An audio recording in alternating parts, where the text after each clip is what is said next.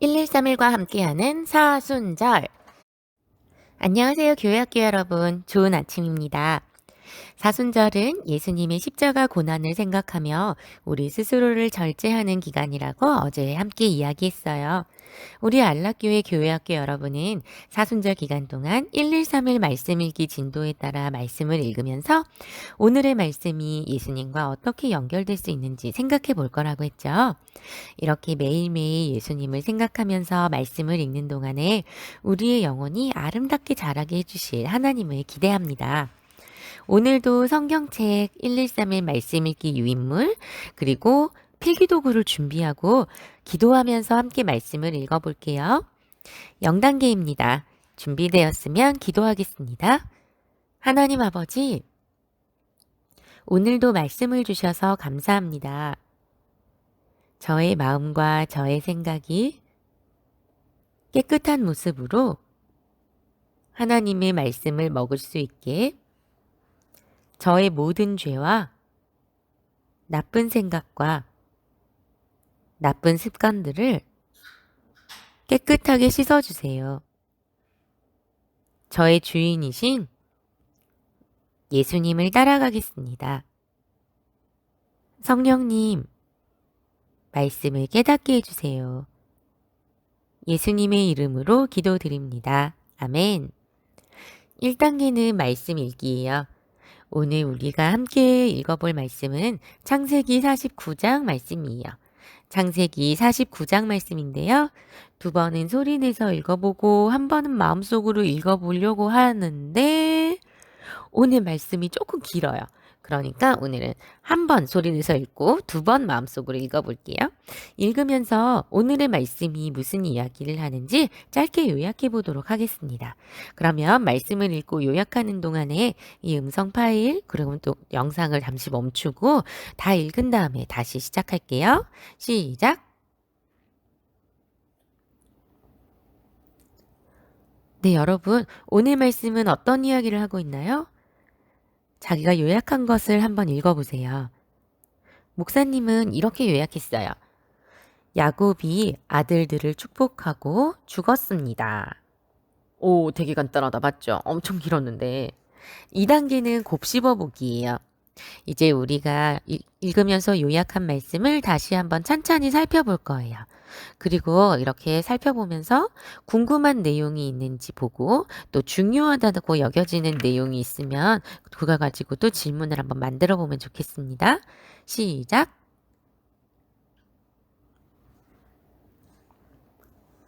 우리 친구들 궁금한 거 있었어요?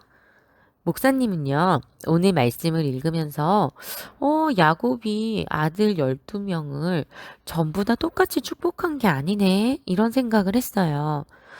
아들들을 보면 어떤 아들은 엄청 길게 축복을 받았고, 어떤 아들은 축복이랑 또 혼나는 내용도 같이 들어있고, 어떤 아들은, 얘 축복이 맞나 싶은 것도 있고, 어떤 아들은 아예 축복이 없는 그런 아들도 있었어요.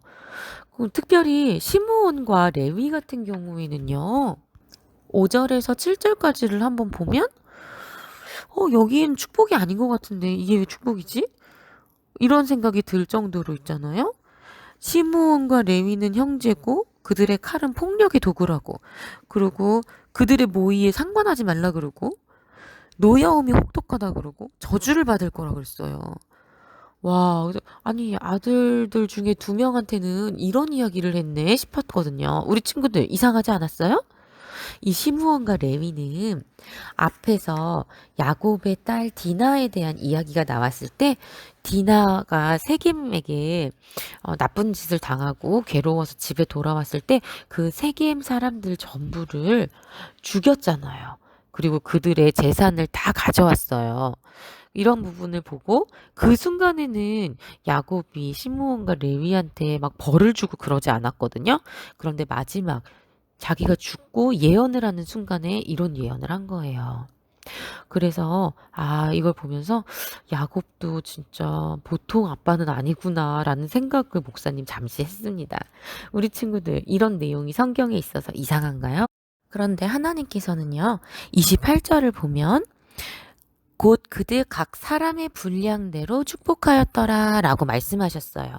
그러니까 야곱이 12명의 아들에 대해서 본인의 생각대로 이야기를 하고 유언한 것 같지만 하나님께서는 이것까지도 인정해 주셨다는 거예요. 그리고 이 모든 내용들이 결국에는 창세기 앞부분에 나와 있었던 그 아들, 12명의 아들들이 자기가 한 일에 대해서 아버지께서 다 보시고 그리고 그 일에 대한 결과로 유언을 남겼다고 보면 될 것 같아요. 자, 그리고 이제 3단계로 한번 가볼게요. 3단계는 예수님과 연결하기예요. 오늘의 말씀은 예수님과 어떻게 연결될 수 있을까요? 우리 친구들은 어떻게 예수님과 연결해 볼까요? 목사님은요, 이런 생각을 했어요. 맨 마지막을 보면 이 유언을 마치고 야곱은 모든 사람과 같이 죽었잖아요. 그런데 자기가 죽을 날이 다가온다는 걸 알고 야곱은 어떻게 했나요? 아들들을 불러서 축복하고 그리고 부탁을 했어요. 아브라함과 그의 아내 사라가 장사되고 이삭과 그의 아내 리브가, 그러니까 아빠, 엄마, 할머니, 할아버지가 죽고 나서 묻힌 굴이 하나 있는데 그 굴에다가 자기를 장사해 달라고 이렇게 부탁을 하고 있는 거거든요. 그러니까 죽고 나서 자기의 시신이 묻힐 곳에 대해서 이야기하고 있고 생각하고 있는 거예요. 야곱은 예수님을 몰라요. 예수님 태어나시기 전에 살던 사람이에요. 그러니까 죽음이 다가왔을 때 자기가 묻힐 곳에 대해 생각하지만 우리는 어떤가요? 우리는 예수님을 알고 예수님을 믿는 사람이죠. 그리고 예수님을 믿기 때문에 하나님의 자녀로 이 땅을 살고 죽음 이후에는 천국에 간다는 확신이 있는 사람들이에요.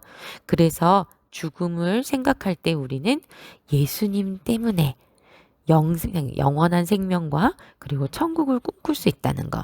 이것이 너무나 다르지 않은가라는 생각을 해봤어요. 그래서 죽고 나서 묻힐 곳에 대한 생각으로 끝났던 야곱, 그리고 그 야곱 이후에 우리들은 죽음 이후까지도 볼 수 있게 해주셨다는 것 때문에 예수님께 더욱 감사하고 그리고 예수님을 더욱 생각해야 되겠다.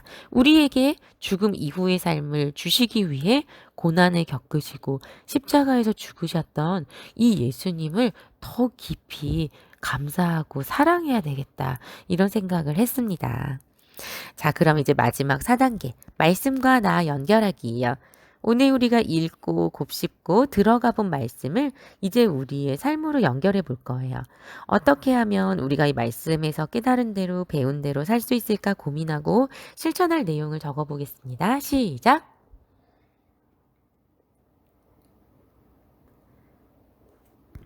목사님은 오늘 말씀을 읽고 그리고 느낀 것을 토대로 해서요.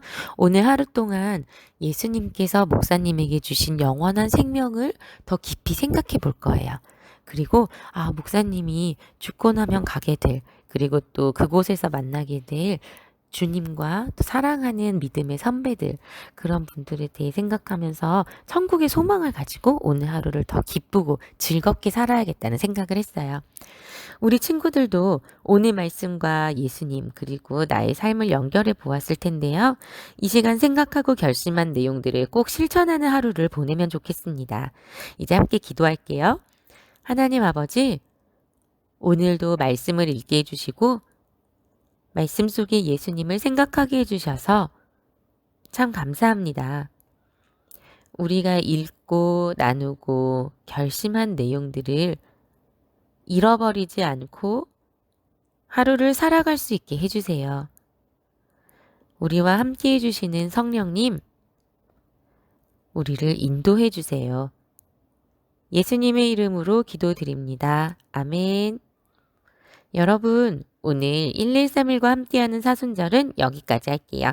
오늘도 주님과 함께 화이팅 하고요. 우리는 내일 또 만나요. 안녕.